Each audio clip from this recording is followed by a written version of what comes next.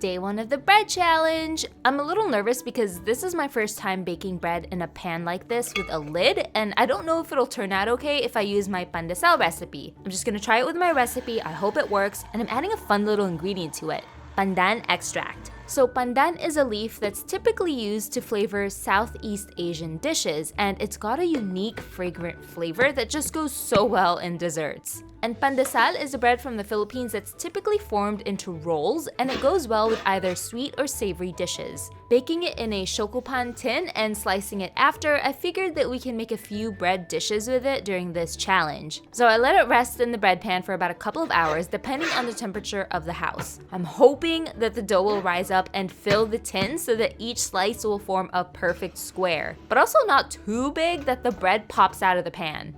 Okay, now, the moment of truth. Whoa, that looks so cool! It's hot. Whoa! It was like jelly! I got so excited that it fit perfectly, and it was fluffy, and I get just a teensy bit of pandan flavoring coming through. Nothing too crazy. If you've got any ideas on what I could make with this whole loaf, let me know. Or Doug and I will just eat it on its own, maybe with a little bit of butter. Phew! The bread challenge is starting off okay so far. I will see you back here tomorrow for day 2. Today is day 2 of the bread challenge. I'm wondering how many of you would actually try this. We're gonna add an interesting ingredient to a snack that you're probably familiar with. And we're gonna use a pandan bread from day 1 to make this. My friend who created Spread the Love Nut Butters made this, and I've been wanting to try it for weeks now. What am I adding? Ooh. There you go. It's cheese! She added cheese to the peanut butter and jelly sandwich! I knew I wanted to go with American yellow since it'll give it that nice salty flavor, and mozzarella for the cheese pull. It's already melting! Oh no, it's peanut butter. But first, will I successfully toast the bread without burning it? Oh man! Oh no, it's okay. I can't tell because it's green. Okay, is this burnt or is it perfectly toasted? What do you think? Now to see if we can get that beautiful cheese pull. Ooh. Okay, fine, I guess not. But is it tasty? It oddly tastes like having a cheeseburger. But it's nice to have the jelly in there because it brightens it up. Maybe I should have put like 2 slices of cheese in here so that it could be like even saltier. I don't know if I'd make the extra effort to like make it. Do you want to try it? Mm-hmm. Pretty good. It's like a saltier peanut butter and jelly. Overall though, it wasn't bad. What should we do for day 3? Today is day 3 of the bread challenge, and what do you think? Will this taste good? Let's find out. When I was doing my World Food Map series, I had lots of requests to try fairy bread. I figured this would taste good with a soft milk bread slice, so I made a little cube loaf using my pandesal recipe. Apparently, fairy bread is served at children's parties in Australia and New Zealand. The bread is slathered with butter and margarine and then sprinkled with these nonpareils. They're like teeny little ball sprinkles. I guess in Australia they call these hundreds and thousands.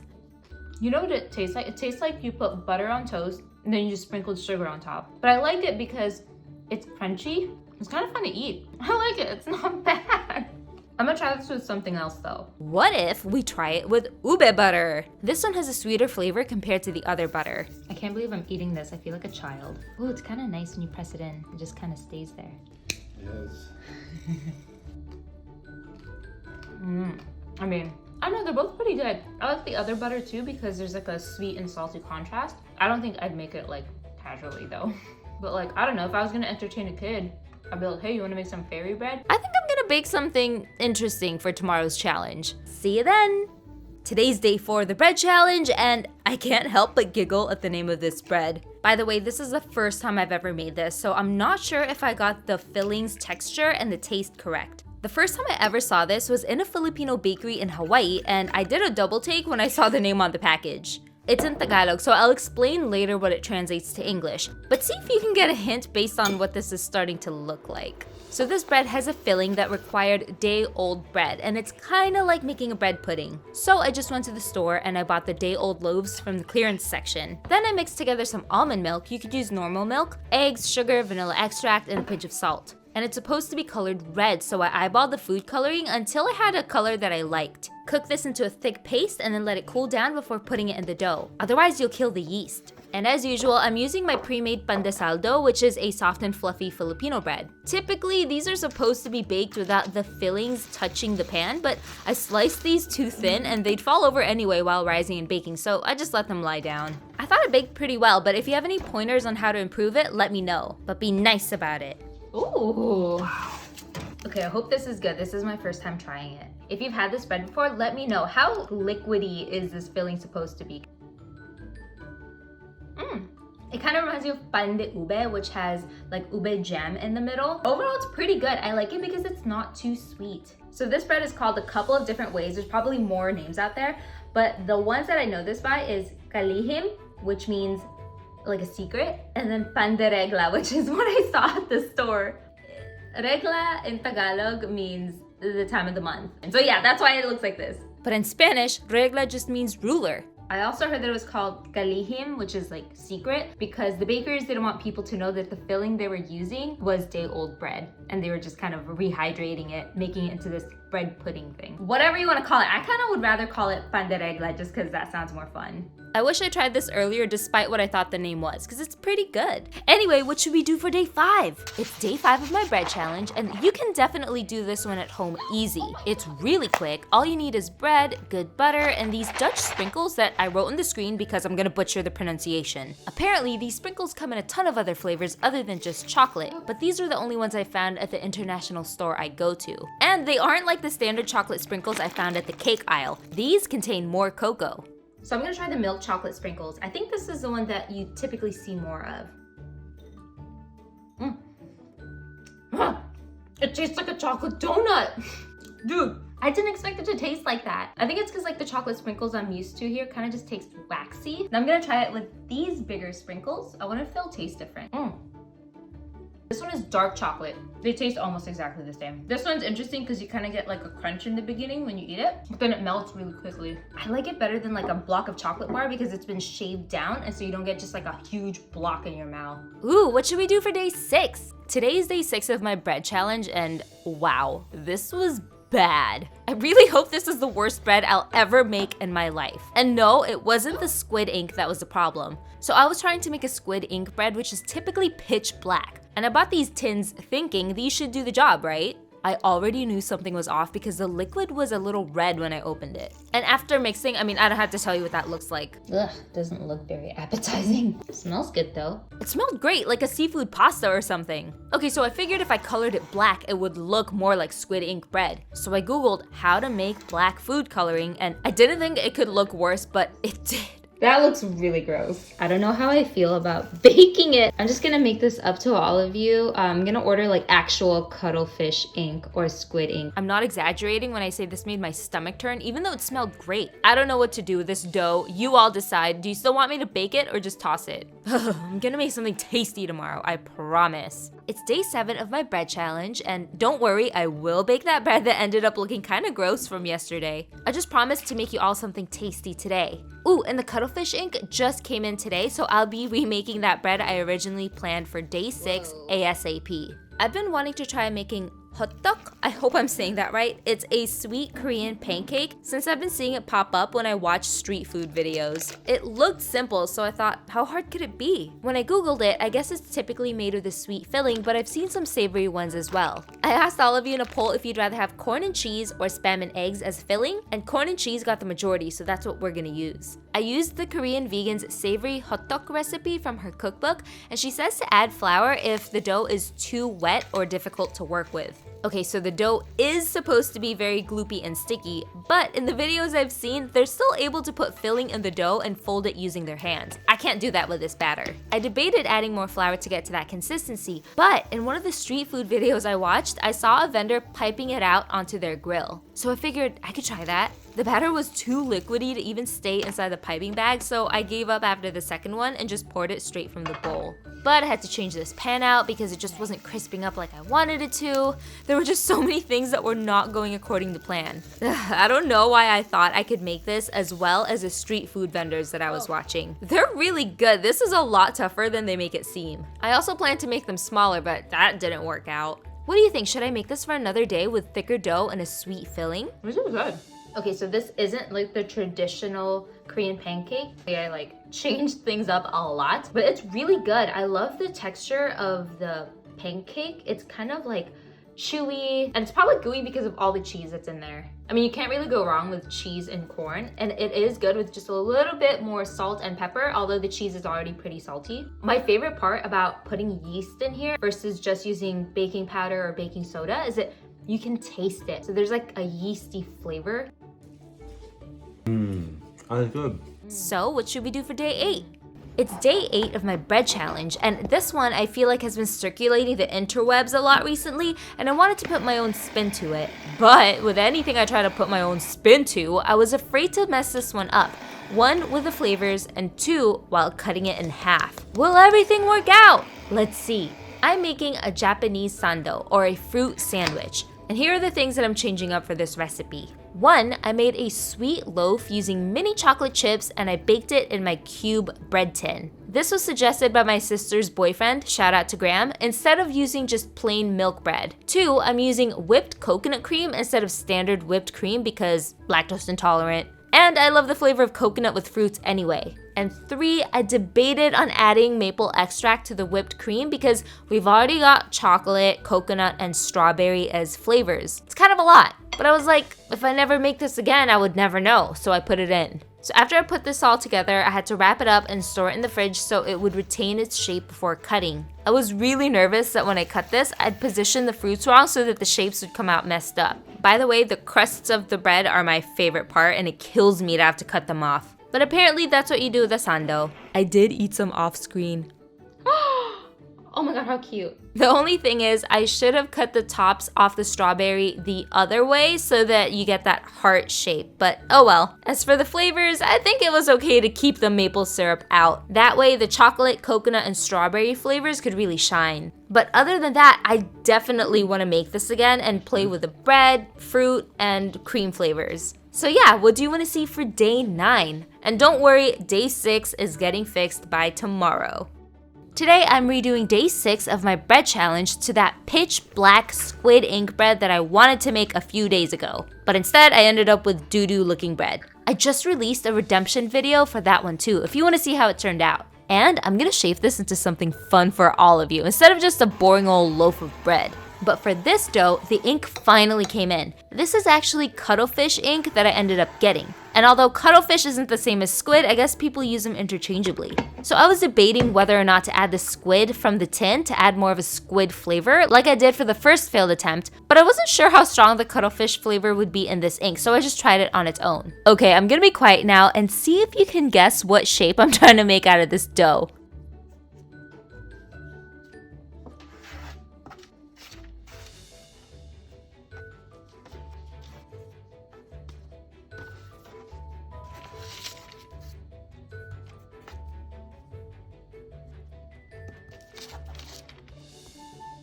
I'm so proud of this one, and it was really easy to shape.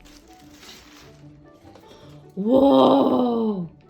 It looks crazy, huh? Yeah. Whoa, whoa, they're trying to swim away. So this is what we were trying to do.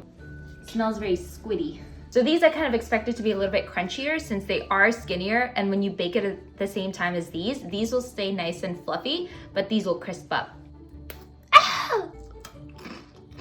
I don't really taste any squid in here. I was considering adding this in it to intensify the squid taste, but after the other bread, I was like, let's just not mess with it. I can kind of get a taste of the squid, but it's really not that prominent. It just tastes like a milk bread. Yeah, it just tastes like normal bread. Okay, so I think the lesson from like day 6 is that if you want black bread, just get squid ink or cuttlefish ink. Don't try to make your own food coloring. It looks horrible. And probably to get more of that squid flavor, you would probably have to add one of these in there. So maybe in the future I will, but I've had it with this day 6. It needs to end. But this, I would just eat like with anything. Okay, I'm loving all of your ideas. What should we do for day 9?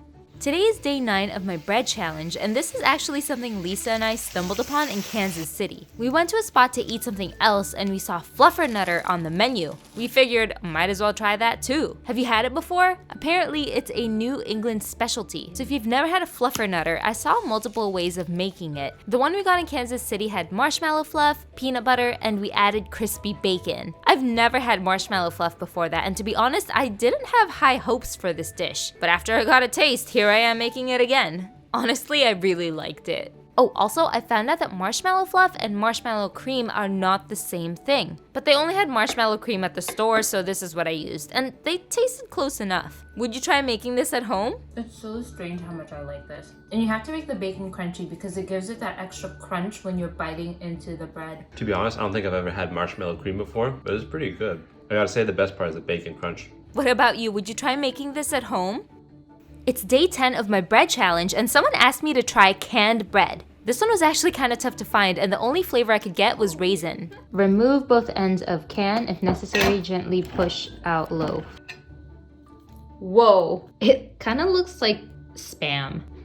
It smells like molasses. That kind of smells good. Get out. Ugh. Oh, okay, there you go. Poop. Okay, so it says I can slice it as thick as I want. Let's do a thin one and then a thick one. It's like a meatloaf. I'll heat this up in the air fryer.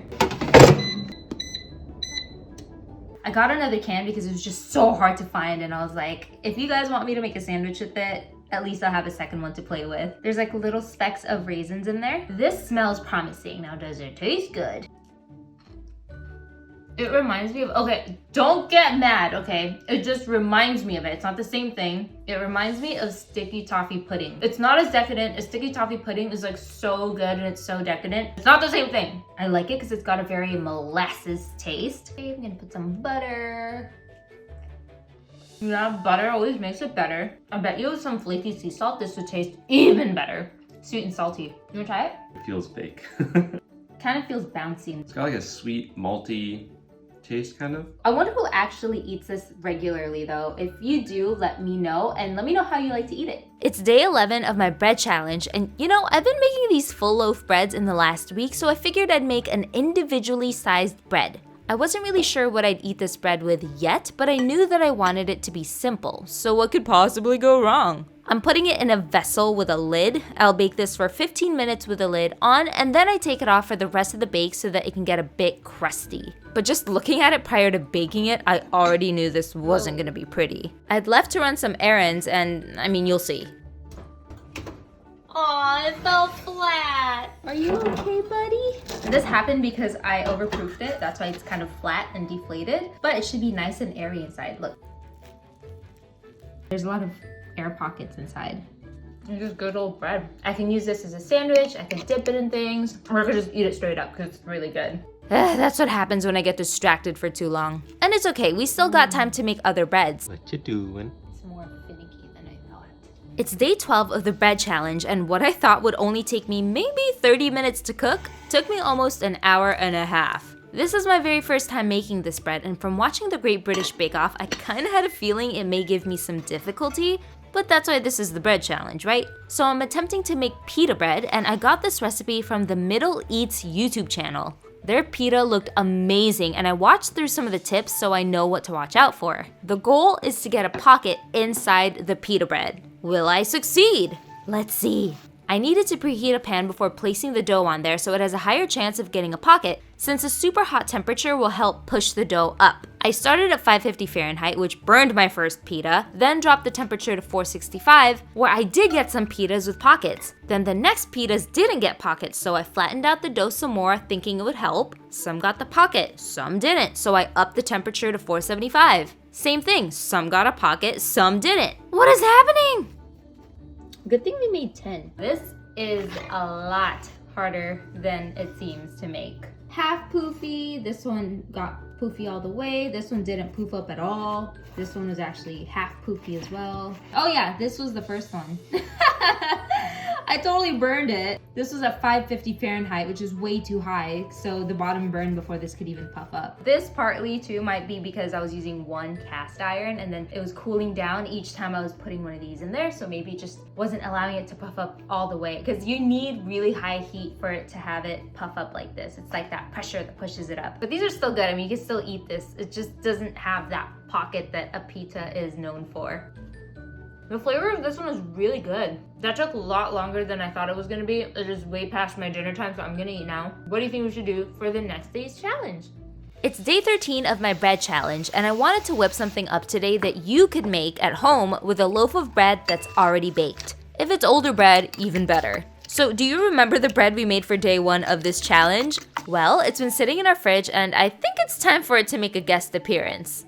While Doug and I were in Bath, England, we ate at a cafe that served a savory French toast, and I promised I'd make it at home one of these days. This morning, my brother was sleeping over, so I decided to make it for both him and Doug to eat at breakfast. My mind was going in all sorts of directions on what to put in here, but I just decided to go for breakfast flavors with bacon as the star. The savory French toast we had in England had pancetta, rosemary, and roasted tomato. For this one, I decided to use green onions, freshly grated cheddar, and some sauteed mushrooms. I'm really using the bacon grease to flavor everything in here, and I figured it would automatically make everything tasty. So if you were gonna make this at home, what are some other savory flavors that I could do for this French toast next time?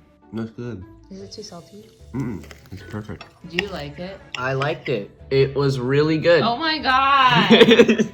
It's day 14 of my bread challenge, and this one went wrong. So I thought it'd be an awesome idea to make a bread out of orange soda, since that was one of my favorites when I was younger. I haven't drank this in years. Anyway, if you've been watching the last 2 weeks of the bread challenge, maybe you've picked up a few things, so let's see if you know what went wrong here. I included every single clip of the process and ingredients so you can point out where the recipe went sideways. So see if you can guess. Oh my gosh, it's so dead. This is dead for sure. It's been like trying to rise for the past 3 hours. That's okay, we should still bake it though to see what it tastes like. This is gonna be pretty flat. All right, see you later. Are you ready to see this dead bread? Well, the yeast is dead. It's so dense. Oh, look at that bottom. There's like not one air bubble in here. Actually, let's split it in half. Have I shown that like how dense this thing is? Have I shown? Look at that. Ugh. I can't really smell the orange soda anymore. It's gummy. It's like chewing through gum, except the gum doesn't stick together. Let's spit it out. If I didn't tell you there was orange soda in here, you probably wouldn't know.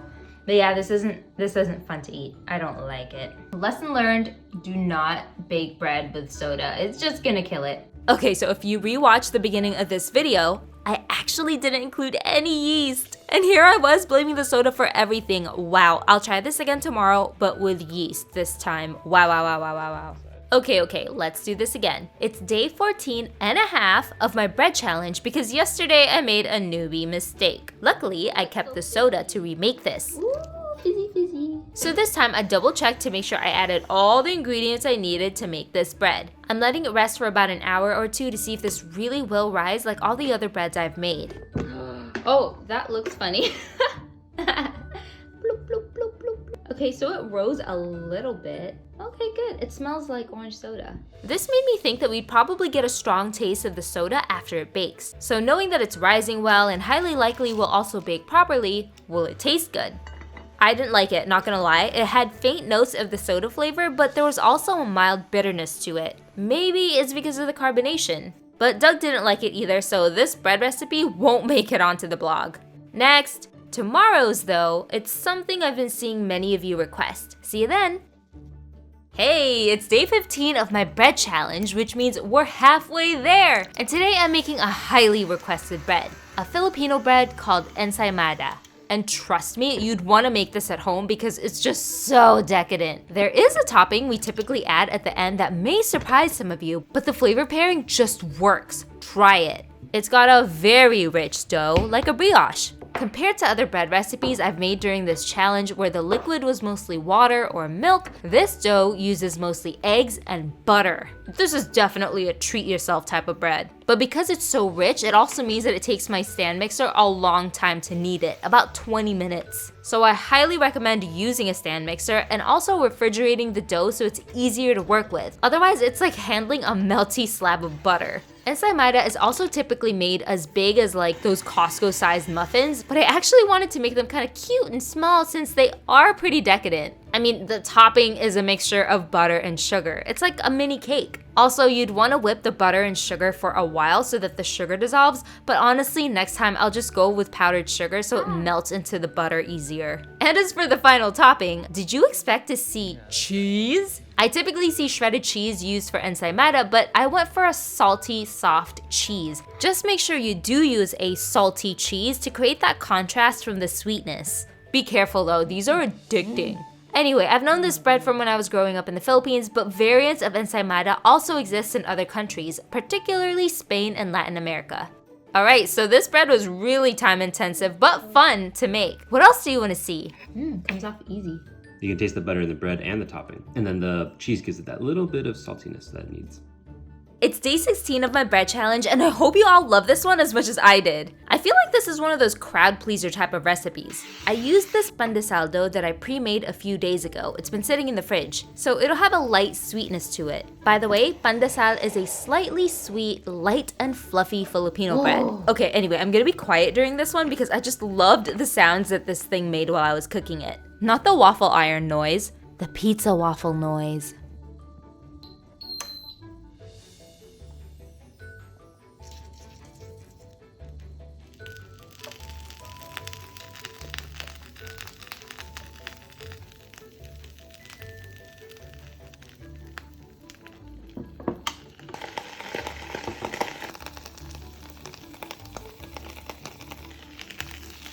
Whoa. I get it. Oh my goodness.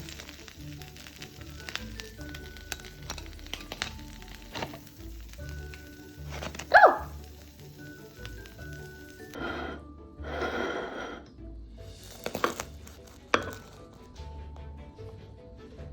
Look who's here. You wanna try it? Yes. The bottom got a little brown, but it's not burnt. It's nice and toasty still. Oh, that crunch. What? It's so good. Yeah? It was that dough that has a little bit of sweetness to it. Wait, I'm gonna eat this whole thing for dinner. There's this Or- other one. I see it.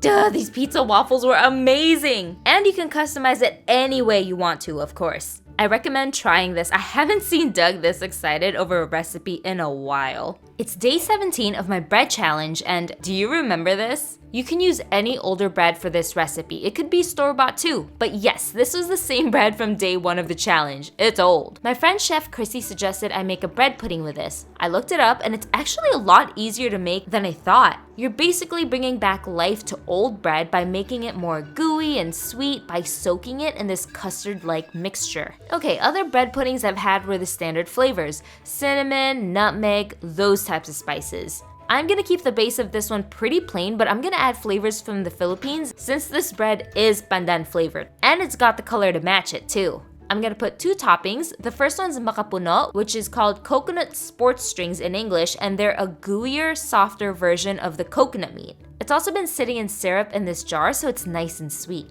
Then I'm gonna add jackfruit strips, which will also add onto that tropical flavor. By the way, we've been adding these recipes onto the blog, so check it out if you want to make it at home. This is an unofficial announcement. Alright, there's no way that Doug and I could finish all of this, so we end up giving some to our neighbors. They love bread. This was so easy to make. What other unique flavors do you think would go well in a bread pudding? It's day 18 of my bread challenge, and you're probably like, brownies? That's not bread, Janelle. Wait, just wait. This is something you can easily make at home with a box of brownie mix and a slice of bread. So I found this recipe randomly while I was watching Filipino street food videos, and I got recommended a video called Toasted Bread Brownies. You legit just follow directions on the brownie mix and then apply a layer on the bread like you would a peanut butter and jelly sandwich. The brownie mix that Doug picked out already has chocolate chips loaded into it, but if it didn't have it, I'd definitely add it as a topping. I used to have peanut butter chips, but I guess I ate it all, so I just opted for nonpareil sprinkles, which you may remember from a previous bread challenge video, and crushed peanuts since it reminds me of my favorite chocolate donuts. So I found that with this batter thickness, 350 Fahrenheit for about 12 to 15 minutes in an air fryer was perfect. It also crisped up the bread nicely to match the texture of the brownie. Okay, not gonna lie, breaking it in half doesn't make it seem that impressive or crispy, but bite into it. Oh, it's hot. Ooh, interesting. Oh my god. Oh, it's hot. That's so good. Oh my. Oh my god, that's so good. Wow, wow, wow, wow. Kudos to the creator who made this video. It's so creative, and it's such a fun way to use brownie mix. This is amazing. So crispy. Oh my god. The bread turned out really nice and crispy too. What have we done, Lisa? I don't know. It's day 19 of my bread challenge, and welcome to mine and Lisa's shenanigans. We planned this recipe ahead of time and wanted to save this for this bread challenge. If you haven't seen Lisa's super popular cinnamon rolls and chili video, you'll get a chance to see the combo in action here. But we wanted to get a little more creative with it, which also meant we hit some snags along the way. What? What? Were we supposed to make a cake? Yeah. Well, you still have. Lisa. No, I did it all wrong. What if? I mean, you just like scrunched this up and still baked it. Would it still work? We'll just eat these. Yeah. Okay, so now what you're doing is you're gonna slice it in half. Yes, and then we'll just connect it. We as in you. Me. Everything's gravy. Everything's gravy. We're just gonna have to make this work, right? You know what? That could be like the bottom. Have you ever tried flattening it out? Pretty smart though. It looks like pork belly. That's what's bothering me. So I originally planned to roll it out into one large cinnamon roll, but got carried away and rolled it up as if I was gonna make normal sized cinnamon rolls, as you saw. Luckily, we were able to find some kind of solution and it still worked out pretty well at the end. I also forgot to pour cream on top of this before sticking it in the oven, which should make them nice and gooey. Oh well, at least we got the frosting down, and then we're finally pouring the chili that Lisa made, which has been sitting in the fridge and getting more flavorful. Whoa, this thing's humongous, but is the taste equally as impressive? Oh my gosh, it's heavy. I can't hold it for long. Oh, dude, it's big. Really heavy. Yeah, I told you. Dude. Will I get some of the cinnamon roll? Yes, I will. Oh my goodness. Whoa. It's gooey, dude. They're so good. Good. Oh, yeah. It works, man. Whoa. How fluffy it is. Oh, that's a big chunk. Yeah. Look. You can do it. Look at that cinnamon roll, man. You killed it. Thank you, thank you. The chili's doing pretty well with it too. So I'll just leave you here today? Mm-hmm. Yeah. That should be good. Yeah. It's all you. I think I can finish this in 20 minutes. Really? But seriously, if you haven't tried this combo yet, go try it. It is day 20 of my bread challenge, and I am serious when I say you gotta try this bread if you haven't already. And a lot of people were requesting this one. It's a bread that is soft, sweet, and fluffy, and sitting right on top of the bread is a crumbly, cookie-like mixture that melts in your mouth when you bite into it. It's the perfect pair with a mug of hot coffee, hot chocolate, or strong tea if that's what you're into. I'm making Mexican Conchas. I love these. These have different names depending on where you're from. The first time I've actually made these was a sourdough version by Artisan Brian, and it was called Semitas. But the first time I tried it was at a Mexican grocery store, and they did call it Conchas there. This time around, I'm using a Cozy Kitchen's recipe since I didn't want to make this for 2 days. That's typically how long the sourdoughs I've made take. But hey, side note, if you want me to wake up my sourdough starter and see if it's still alive, let me know. So like I said, the first time I had these were at a Mexican grocery store with my sister and my uncle, and I will never forget it. It was in the bakery section among other types of pan dulce, which are a variety of Hispanic sweetbreads. But the conchas were the ones that stood out to me since there was a ton of them, and also it's called a concha since its most typical design on top resembles a seashell. But I have also seen other designs, which some of them I tried here. But I didn't go too crazy. I just tried the ones that I knew I wouldn't butcher. I made 2 flavors for the topping. One is just a plain vanilla one colored a strong pink, and then a cocoa flavored one. So these need to rise a second time, and that means these cookie-like hats on top will also expand with it.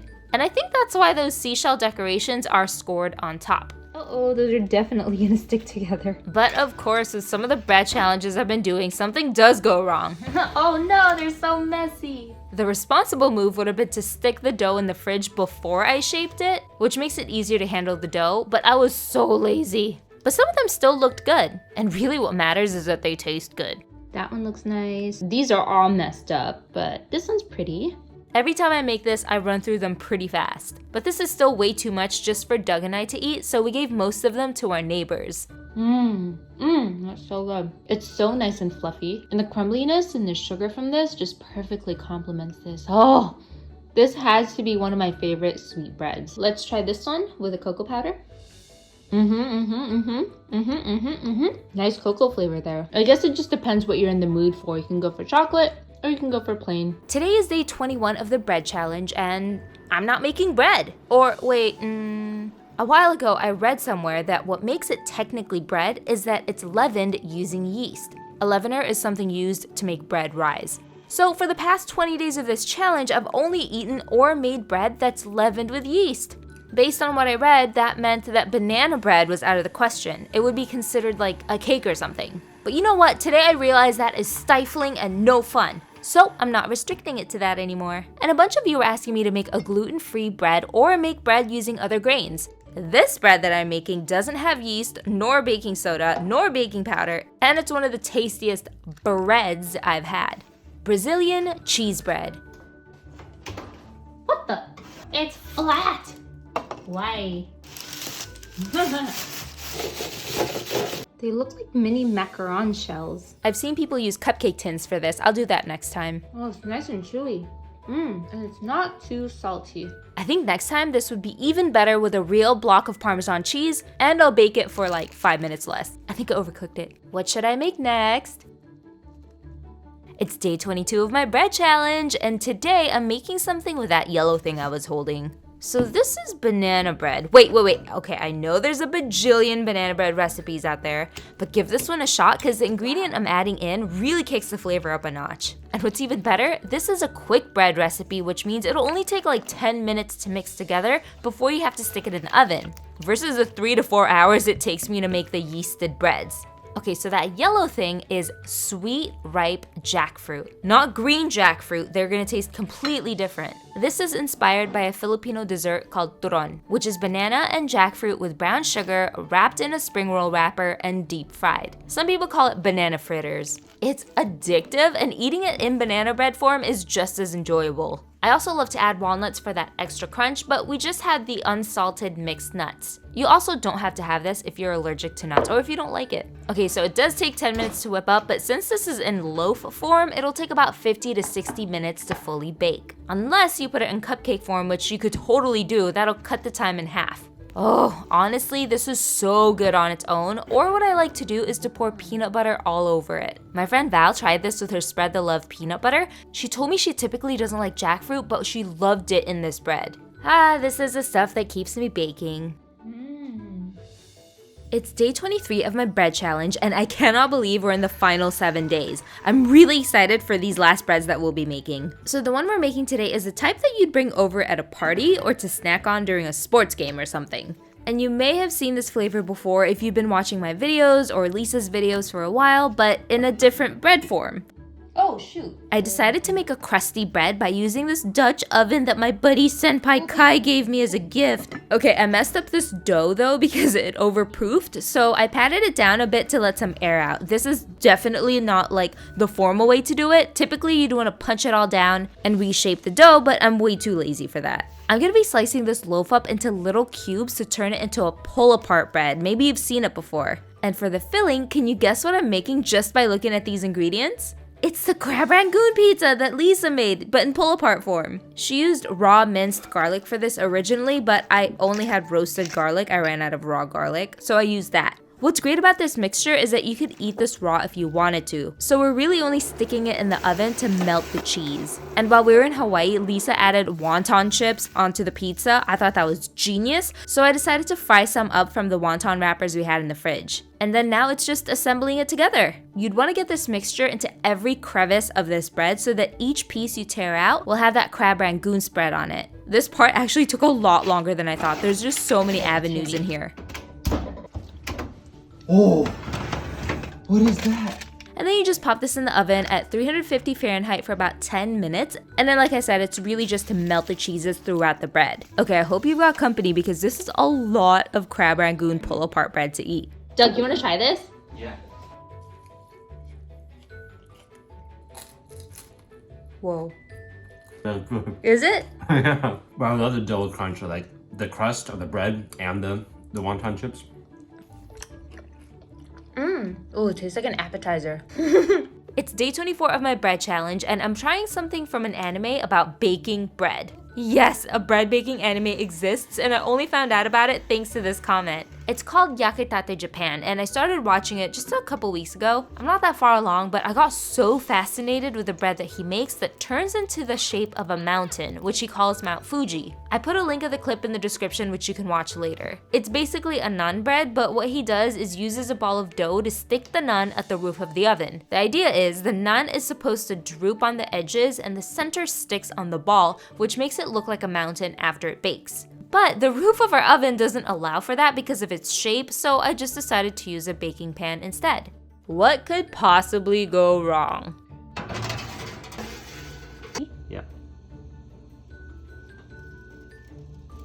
No, it's not sticking. Oh, Oh sh! I burned my hair. Okay. All right, so Doug had a great idea of skewering this, and then we'll just stick it on top. I hope this stays. it's hot in here. Do not try this at home, kids. I hate you! Come back. Come back. Oh, it's tearing already. Oh man, I won't be able to support it. I'm just trying to desperately make this work.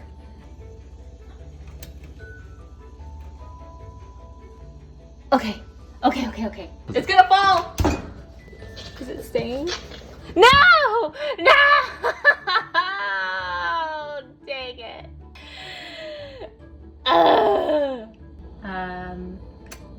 Okay, part two. Let's try it again tomorrow. Is it staying? No! No! Yeah, maybe I was too optimistic to think the dough wouldn't fall on its own weight. That was yesterday's bread challenge, and today I'm gonna redo it by trying something that's definitely gonna be more stable. If you haven't watched the last video, this recipe is based off of a naan bread from an anime called Yakitate Japan. The main character sticks a ball of dough and naan at the top of the oven, and then it droops down and falls into a mountain shape. This time I'm gonna do what I can to just at least make it look like a mountain. So I fashioned this foil mold thing, and I still put the ball of dough on top so that the top of the mountain won't brown too much. The old failed bread was still cooking in the oven, so we'll try that too after this Mount Fuji bread bakes. Ugh, we were so close. I stretched the dough out too thinly in the center, so if I did this again next time, I'd make that part of the dough thicker so that it won't break. And this was the first one that fell. Still looks good. The bottom's a little bit burnt. Otherwise, the shape is there, and I didn't have to go through nearly as much trouble as I did for the first attempt. And also, this dough ended up baking beautifully. I mean, look at how it tears. It's so light and fluffy. And when we bit into it, it almost melted in our mouth. It was so tasty. This doesn't make sense, but the taste kind of reminded me of like soft milk. It looks like two people hugging. Yeah. Oh my god, you know what this reminds me of? Interview with the Vampire, when they both hugged and they both got burned to death by the sun. Okay, is there a better way you think we could have made this mountain-shaped bread?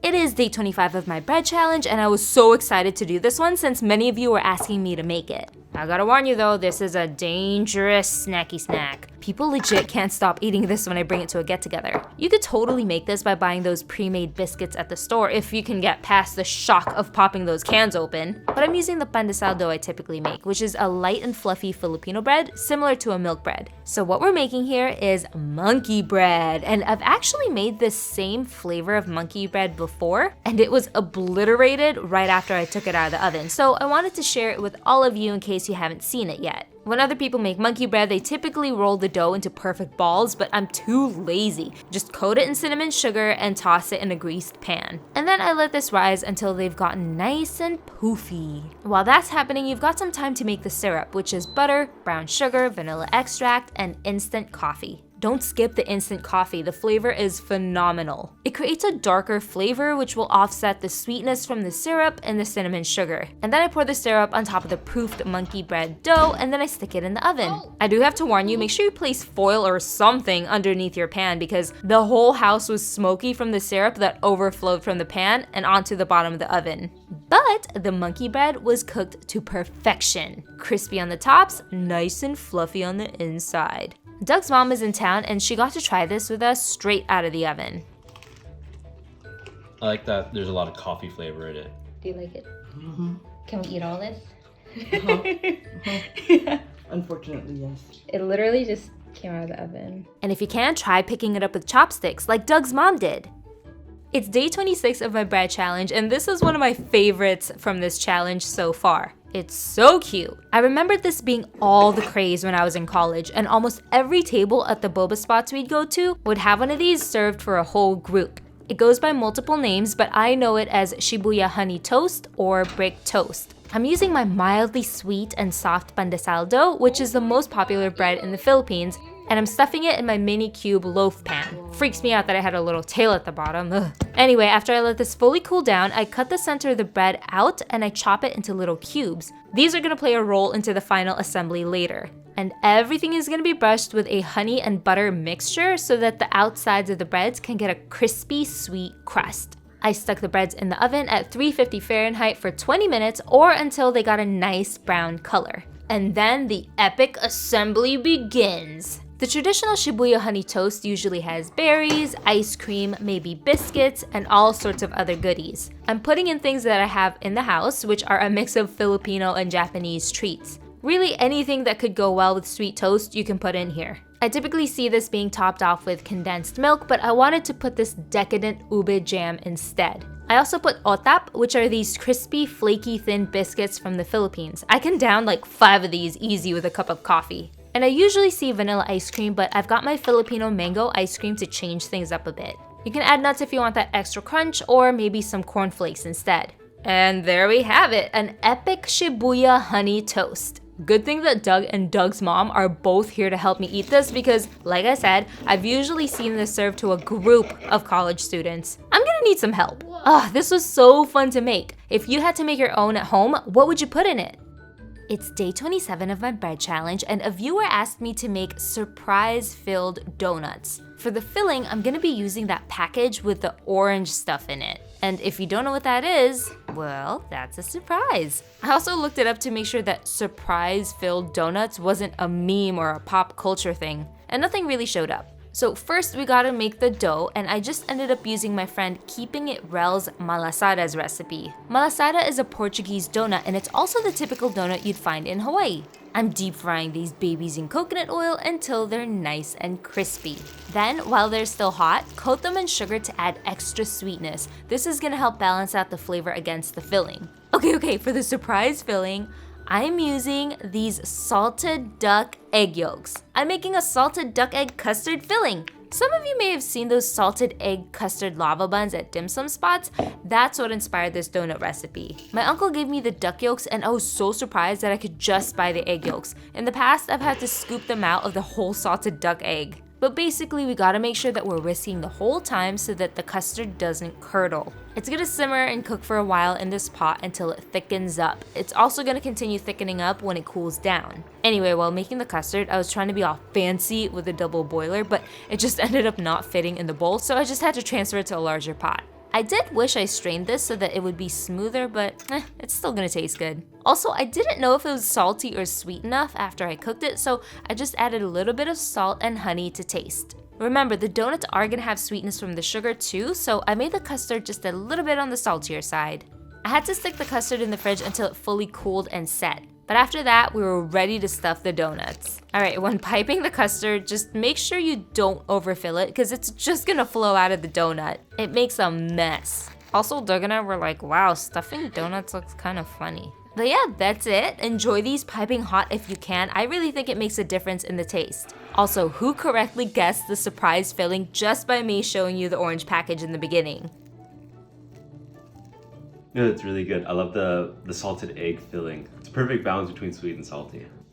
Great. You still have to eat lunch. It's day 28 of my bread challenge, and wow, so many of you requested this one. Doug was also really excited because I've made this in the past and it was one of his favorite breads. I'm making focaccia, but I want to make the flavor a little bit different from other focaccia breads I've seen. If you've seen my other bread challenge videos, you may notice that this dough is a lot stickier. It has a lot more water in it. But this bread also typically has a lot of olive oil in it, below it, and above it. So then it becomes nice and fluffy on the inside and crispy on the top and bottom. To flavor this one, I used this satay chili paste that my friend Moni gave us when she made Cambodian hot pot. It's actually got a good amount of heat to it, but it also has this savoriness that makes it a great flavoring just on its own. Like, I feel like I could toss noodles in this and that would be a great meal. I did add a bit of sugar in this mixture too to brighten it up a bit. Also, poking the dough with my fingers has to be my favorite part of making focaccia. It's so satisfying. And typically I see salt water and olive oil being spread on top, so I thought that this would be a fun way to change it up. Also, we're gonna top this with a bunch of cheese about 5 minutes before it fully finishes baking.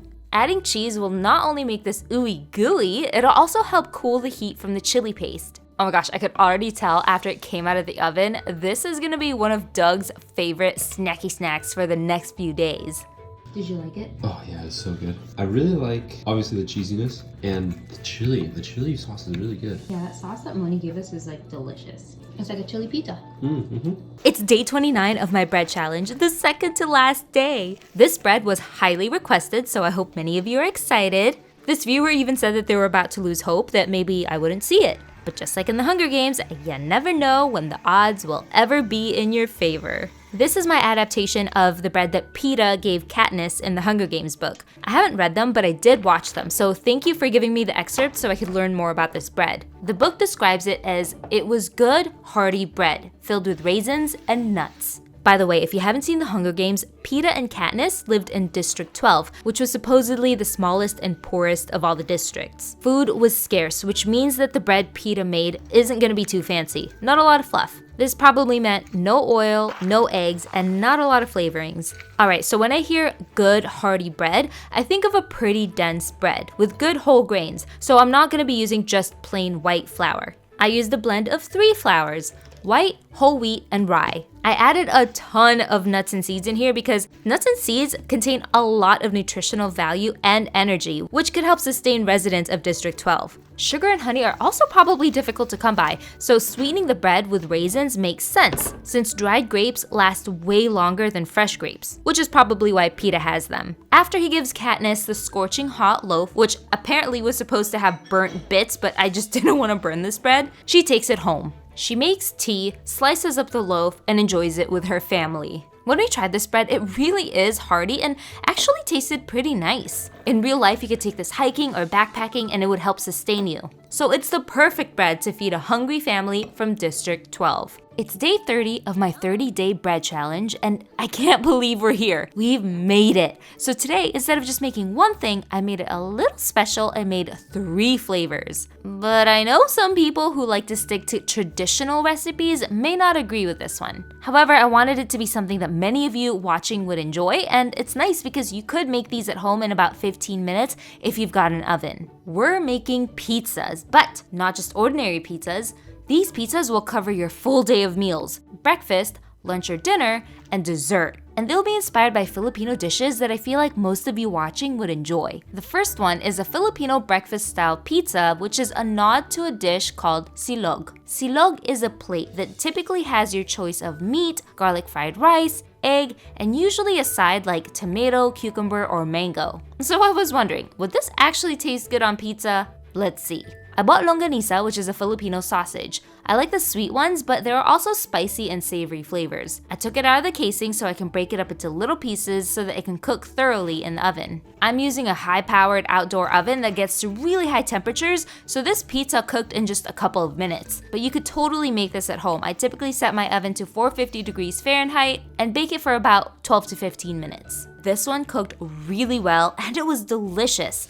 The crust ended up being nice and floofy, and the sweet longanisa played so well with the tomato sauce and cheese. So after breakfast, if you got some space, the next pizza is gonna be a lunch or dinner type of flavor. See if you prefer the breakfast pizza or this one instead. I decided to go to the local Filipino store where they also sell hot Filipino meals. I was going back and forth on the many toppings I could put here since there's a ton of incredible Filipino dishes, but I decided to pick pork adobo. And guess what? This pork adobo pizza is, wow, amazing. This has to be a thing. Doug and my brother inhaled this one easy. The stronger flavors of the soy sauce and vinegar really stood out against the bread, tomato, and cheese of the pizza base. Fantastic, fantastic. Alrighty, those were amazing, but we gotta make some room for dessert. A viewer actually recommended making a dessert pizza, so this one's for you, but what's a good sweet base? Here's what I ended up using. This sweet pizza is taking inspiration from turon. It's a Filipino dessert which is traditionally banana, jackfruit, and brown sugar wrapped in a lumpia or spring roll wrapper.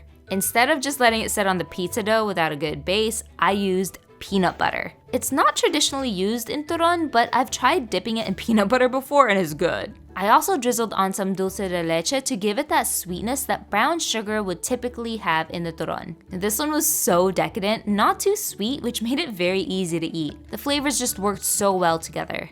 And there we have it. 3 tasty pizzas that you can totally try at home to close out our 30-day bread challenge. I hope this encouraged you to try baking at home or even just experimenting with new flavors. Thanks for baking in this journey with me.